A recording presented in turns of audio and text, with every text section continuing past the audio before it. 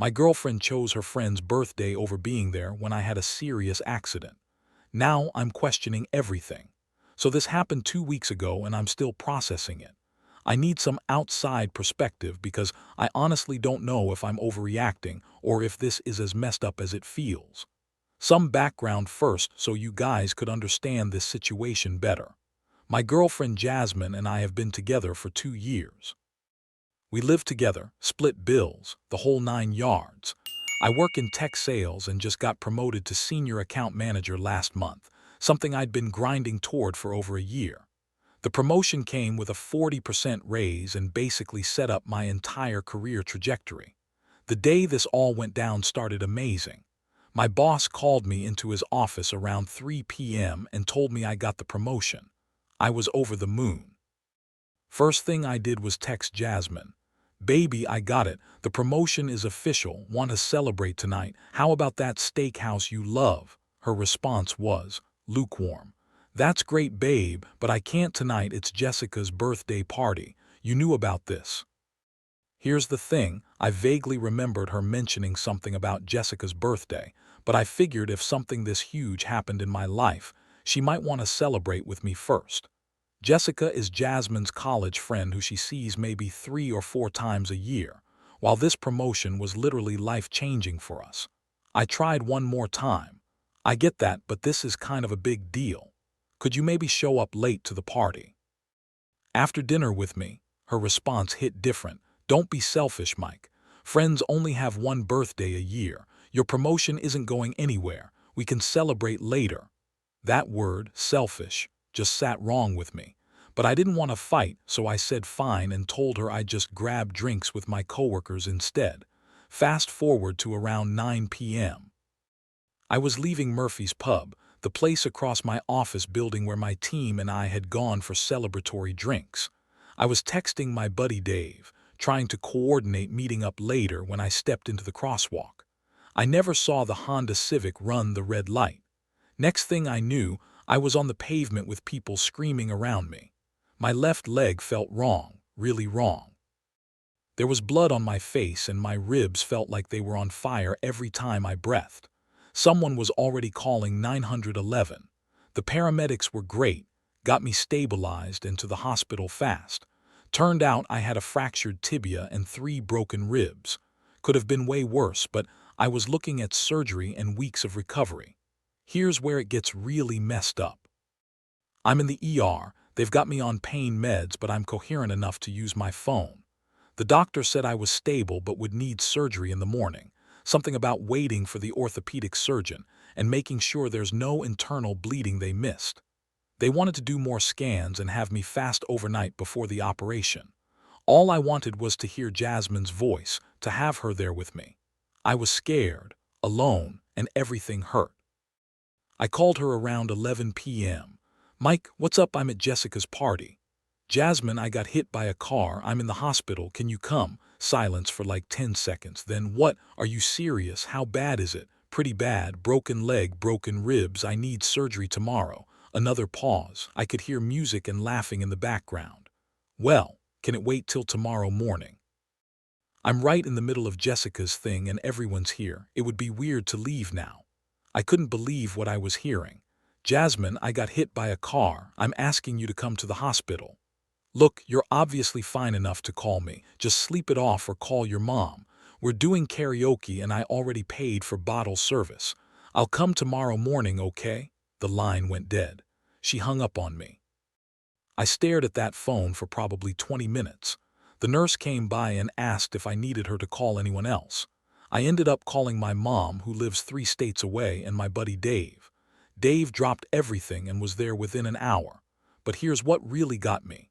Around midnight, Jasmine posted an Instagram story from the party. She's got a drink in her hand, huge smile, with the caption, "Girls' night is everything." Priorities, friends, forever priorities. While I was lying in a hospital bed with a broken leg. The worst part, several of my coworkers had seen the accident happen. It was right outside our building and apparently pretty dramatic, ambulance, police, the works. By the next morning, word had spread around the office about what happened. So picture this. Everyone at work knows I got seriously injured. They're sending flowers and well wishes, and then they see my girlfriend's Instagram showing her partying that same night with captions about priorities. I had surgery the next morning. Dave stayed the whole time. Jasmine never showed up, didn't even text.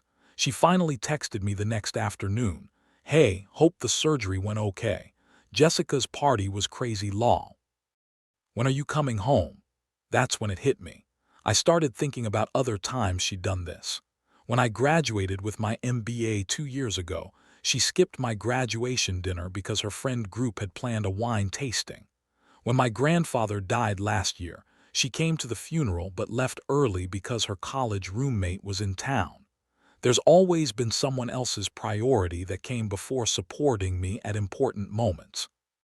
I'm still in the hospital now, day 3 post-surgery, and I keep asking myself this question over and over again. If you can't show up when your partner is literally in the emergency room, when exactly will you show up? Dave's been a rock through this whole thing. He's taking time off work to help me when I get discharged. Meanwhile, Jasmine has visited exactly once for about 20 minutes, spent most of it on her phone, and complained that the parking garage was expensive. Reddit, I need some perspective. Am I overreacting? Is this relationship salvageable, or am I finally seeing her true colors? Edit. Thanks for all the responses so far. Someone asked about the Instagram post. Yeah, it's still up. Several coworkers have seen it, and the timing is not good for her reputation around the office. Update 1. Jesus Christ, I wasn't expecting that response.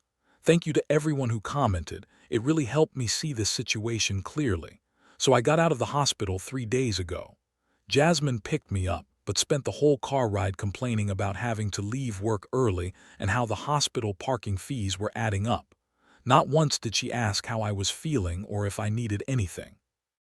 The first 2 days home were enlightening. I'm on crutches, can barely get around, and need help with basic stuff. Jasmine's version of taking care of me was leaving a sandwich on the counter and telling me she was going out with friends because being cooped up is bad for her mental health. But the real wake-up call came yesterday. I'd been doing a lot of thinking while laid up, and I started really looking at our relationship patterns. You guys were right, this wasn't a one-off thing. So I did something I probably should have done years ago. I made a list. Times Jasmine wasn't there when it mattered. My MBA graduation dinner, chose wine tasting with friends. My grandfather's funeral, left early for college roommate visit. My job interview for this current position, chose brunch with her sister. Now this accident. Times I dropped everything for her. Drove 4 hours to get her when her car broke down. Skipped my cousin's wedding to comfort her during a friend breakup. Left a work conference early when she had a panic attack. The pattern was so clear it actually hurt to look at. But wait, it gets better. Yesterday, my coworker James stopped by with some work documents I needed to sign. He's usually pretty professional, but he seemed uncomfortable about something. Finally, he just said, "Dude, I don't know if I should tell you this, but people around the office are talking." Turns out, Jasmine's Instagram post from the night of my accident has been making rounds at work. The timestamp shows she posted it around midnight, right after I called her from the hospital. Someone screenshot it before she could delete it. The caption about priorities, while I was getting emergency surgery, is not playing well with my colleagues or our mutual friends.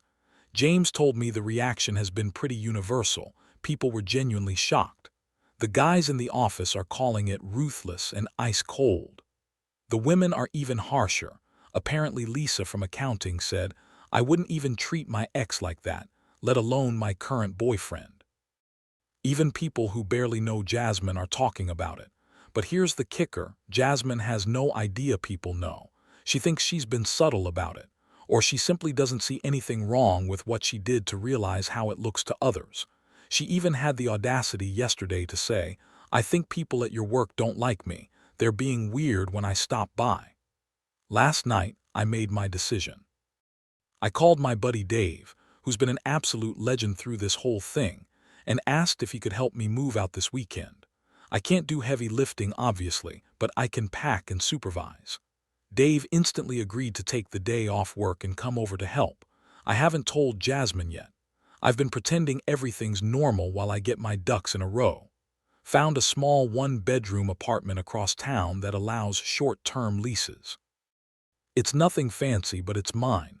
I'm planning to leave Saturday while she's at her weekly yoga class. I'll pack what I can. She'll come back to a half-empty house and a single note I leave on the kitchen counter. I keep second-guessing myself, though. Part of me wonders if I should try to talk it out first, see if she can change. But then I remember lying in that hospital bed, calling the person I loved most, and being told that bottle service at a birthday party was more important than being there for me. Dave says something that stuck with me.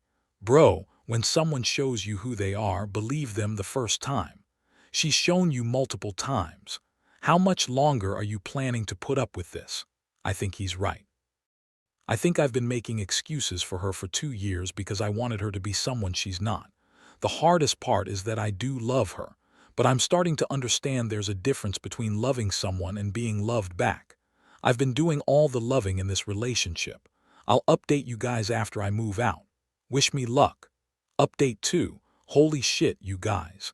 I wasn't prepared for what happened after I moved out. So Saturday went according to plan. Dave and 2 other friends helped me pack and move while Jasmine was at yoga. I took only what was absolutely mine, being extra careful not to mix up anything that belonged to her. My leg was still pretty messed up, so I mostly sat in a chair and directed traffic while they did the heavy lifting. We got all my stuff out in about 3 hours. I left the note on the kitchen counter where she'd see it immediately, kept it simple. Jasmine, I needed you once, really needed you, and you chose someone else. That tells me everything I need to know about our relationship and what I mean to you. I hope Jessica's birthday was worth it. Please don't contact me, Mike. Then I turned off my phone and went to my new place. I turned my phone back on Sunday morning to 47 missed calls and 23 text messages, all from Jasmine. The first few texts were confused. Where are you? Your stuff is gone. What's happening? Then shifted to angry real quick once she discovered the note. Are you seriously doing this over one mistake? You're being ridiculous. Then defensive. I had no idea it was that serious. You sounded fine on the phone. Then manipulative. I was scared of hospitals, you know I don't handle blood well. Then desperate. Please call me back. We can work this out. And finally, what I was waiting for, victim mode. I can't believe you're abandoning me like this. You're just like every other guy. I didn't respond to any of them. Instead, I blocked her number.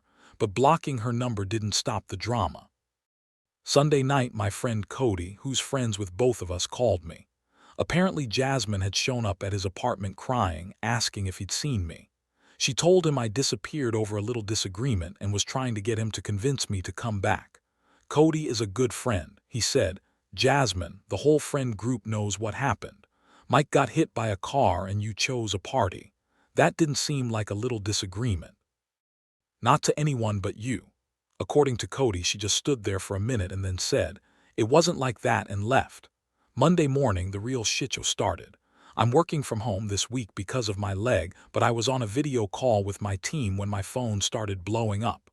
Group texts, Instagram DMs, even LinkedIn messages. Apparently, Jasmine had spent Sunday night and Monday morning doing damage control. She'd been calling mutual friends with her version of events.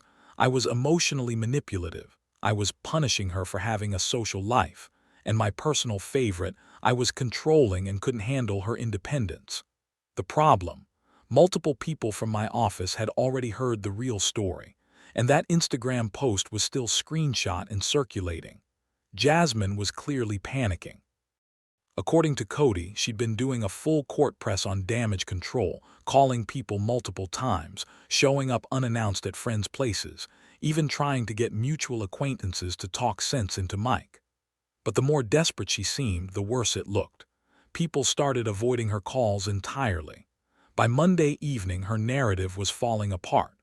Jessica, yes, birthday girl Jessica, actually reached out to me directly. She said Jasmine never told her about my accident during the party, and if she'd known, she would have told Jasmine to leave immediately. No birthday party is worth that, Jessica said. I'm actually kind of horrified she used my party as an excuse. The social fallout was getting worse for her too. Cody told me that their usual friend group chat had gone quiet whenever Jasmine posted, and she'd been noticeably left out of a few weekend plans. Jasmine was apparently getting paranoid about it, asking people if they were mad at her for some reason, and getting increasingly defensive when no one would give her straight answers. Tuesday was even better. Remember how I mentioned people at work were talking? Well, apparently someone had shared the story, without names, on a company Slack channel as a "what would you do" scenario. The universal response was shock and disgust. When people started putting two and two together about who the story was actually about, Jasmine's reputation at her own job started taking hits too. We work for companies that do business together, so there's some crossover in our professional networks. Apparently word got back to her office through a mutual client. Her boss's assistant, who knows people at my company, heard the whole story and it spread from there. I'm told people at Jasmine's work are now giving her the cold shoulder, especially the women. Someone mentioned that she got excluded from a girls' lunch this week, something that never happened before. Wednesday, Jasmine showed up at my new apartment. I saw her through the window and almost didn't answer the door, but I figured I'd have to deal with this eventually. She looked awful, like she hadn't slept in days. First thing she said was, "We need to talk." I stayed in the doorway, didn't invite her in. There's nothing to talk about, Jasmine. That night, I made a mistake. I was drunk and I panicked and I didn't understand how serious it was. You hung up on me when I told you I was in the hospital. I know, but I can change, I'll be better. Here's what got me: she was crying, but it felt performative. Like she was crying because she was supposed to, not because she actually understood what she'd done. I said, "Jasmine, when is the last time you asked me how I'm feeling? Physically, emotionally, anything?" She opened her mouth and then closed it. She literally couldn't answer. I have 3 broken ribs and a fractured leg. I'll be in physical therapy for months. I can barely sleep because of the pain. And in the 2 weeks since this happened, you've never once asked me how I'm dealing with it. Even now, standing here, you haven't asked. She started crying harder, but I was done. You taught me something important, Jasmine. You taught me the difference between someone who loves you and someone who's just comfortable with you being around. I hope it was a good lesson for both of us. I closed the door. She stood outside for maybe 10 minutes, sometimes knocking softly, sometimes just standing there. Eventually she left. I haven't heard from her since. The crazy thing is, I feel lighter. Like I'd been carrying around this weight I didn't even realize was there. Dave came over last night with pizza and we just hung out like old times. He said I seem more like myself than I have in years. I start physical therapy Monday. Work has been incredibly supportive. I've got a good friend group that has my back. My new apartment is small, but it's peaceful. I keep thinking about what would have happened if I'd stayed. If I'd accepted her apology and tried to make it work. Would she have changed, or would I have just taught her that she could treat me like an afterthought and I'd always come back? I think I know the answer. Thanks for all the support, Reddit. You guys helped me see clearly when I needed it most. Edit. Someone asked about the Instagram post. She finally deleted it, but the internet is forever. Several mutual friends had already screenshot it before she took it down. Final update. I thought I was done with updates, but Jasmine showed up at my apartment again yesterday, and I think you guys deserve to know how this ended. It's been almost a week since our last conversation. I've been doing well, physical therapy is helping, work is good, and I've been reconnecting with friends I'd kind of lost touch with while I was with Jasmine. Dave pointed out that I'd become pretty isolated from my friend group, which I hadn't really noticed until now. Yesterday around 6 p.m., there was a knock at my door. I looked through the peephole and saw Jasmine standing there with what looked like a care package, one of those fancy gift baskets with snacks and tea and stuff. Part of me wanted to just not answer, but I figured ignoring her forever wasn't sustainable if we were going to run in the same social circles. I opened the door but didn't invite her in. "I brought you something," she said, holding up the basket, "for your recovery." "That's thoughtful," I said flatly, "but I don't need anything." Mike, please, she looked desperate. Can we just talk? 5 minutes. Against my better judgment, I let her come in. She sat on my couch and I stayed standing, partly because sitting down with my leg still hurts, but mostly because I didn't want this to feel comfortable or casual. I've been doing a lot of thinking, she started, and I realize I haven't been a good partner to you. I didn't say anything. I talked to my therapist about what happened, and she helped me see that I have this pattern of putting other people first because I'm afraid of confrontation. Like, I was afraid if I left Jessica's party, she'd be mad at me. So you were more afraid of Jessica being mad than me being hurt. She was quiet for a minute. When you put it like that, yes. And that's messed up, I know that now. I sat down across from her. Jasmine, do you remember what you said when I called you from the hospital? I was drunk and panicked, and you told me to sleep it off or call my mom. I was calling you because I was scared and hurt, and I needed the person I loved to be there with me before a surgery. And instead, you told me to just sleep it off like it was just some random headache. She started crying again, but this time it felt different, more real maybe. I know, I replay that conversation every day. I hate myself for it. I don't want you to hate yourself. I shook my head, but I also can't be in a relationship where I come second to everyone else in your life. You don't. You're the most important. Name one time in the past year where you chose me over someone else when it mattered. She opened her mouth and then closed it. Same thing that happened last week. I can name a dozen times I chose you, I said. I chose you over family events, work opportunities, friendships, but I can't think of a single time you did the same for me. She was really crying now. I can change, I can be better. Maybe you can, but not with me. What does that mean? I took a deep breath. It means I think you need to learn how to prioritize the people you care about, and I can't be your practice dummy while you figure it out. I deserve to be with someone who already knows that when I call from a hospital, they drop everything and come, not someone who needs to learn that lesson. So that's it, 2 years together and you're just done. Yeah, I'm done. She sat there for a few more minutes, crying quietly. Then she said something that actually surprised me. You're right about all of it. I do put other people first because it's easier than disappointing them. And I took you for granted because I knew you'd always forgive me. She looked up at me. I'm really sorry, Mike, for who I was to you. That was the first apology that felt genuine. I appreciate you saying that, I said. I really do. She stood up to leave, then turned back. For what it's worth, I hope someday you can forgive me, not for my sake, but for yours. After she left, I sat in my apartment for a long time thinking about that last conversation. There was something different about her, like she finally understood what she'd done instead of just being upset about the consequences. Dave came over later and asked how I felt about it. Sad, I said, but not regretful. And that's the truth. I'm sad that 2 years ended this way. I'm sad that she had to lose me to understand how she'd been treating me and learn her lesson, but I'm not regretful about leaving. My ribs are healing. My leg is getting stronger. I start a new project at work next week. Dave and I are planning a guys' weekend next month when I'm fully mobile again. I'm good. Really, genuinely good. Thanks for following this journey with me, Reddit. You guys helped me find my backbone when I needed it most.